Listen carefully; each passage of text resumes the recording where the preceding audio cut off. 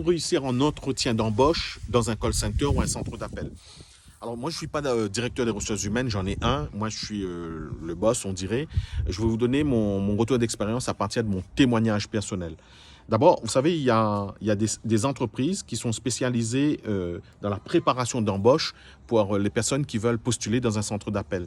Vous avez des stages de 1 semaine, 2 semaines, 3 semaines ou 1 mois ou 2 mois et c'est généralement payant. Moi, je vous invite à souscrire à ces services-là.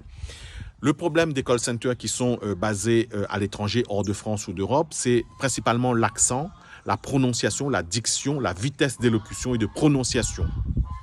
Il faut que vous arriviez à parler de façon claire, à haute voix et de façon intelligible, de façon à ce que lorsque vous parlez, on puisse comprendre exactement ce que vous allez dire. Là, vous allez voir, par exemple, je m'efforce de prononcer mieux les mots.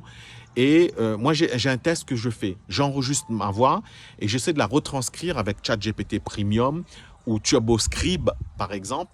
Et en fait, quand l'IA va retranscrire vos propos, vous allez voir si vous avez bien prononcé ou pas.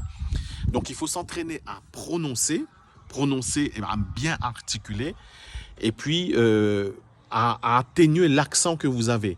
Vous avez que vous soyez de l'île Maurice, de Madagascar, du Sénégal, du Togo, du Cameroun, Nigeria, Indonésie, Bangladesh, Bangalore, Indonésie, Philippines, vous avez un accent quand vous allez parler en langue française.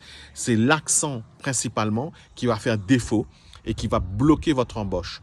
Ensuite, il faut avoir une certaine aisance naturelle à pouvoir parler. Donc, entraînez-vous à parler en langue française avec vos proches et moins proches au quotidien.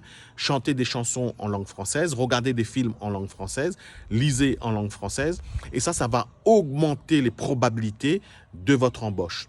Par ailleurs, entraînez-vous à avoir une belle vitesse de frappe. Ça, c'est super important. Si tu tapes à la machine comme un escargot, ben, tu ne seras pas accepté dans les centres d'appel. Voilà globalement les 2 grands conseils que je peux donner. Il y en a beaucoup, beaucoup d'autres. Et si tu as d'autres conseils à donner, je t'invite à laisser un petit commentaire. Ça pourra aider les autres.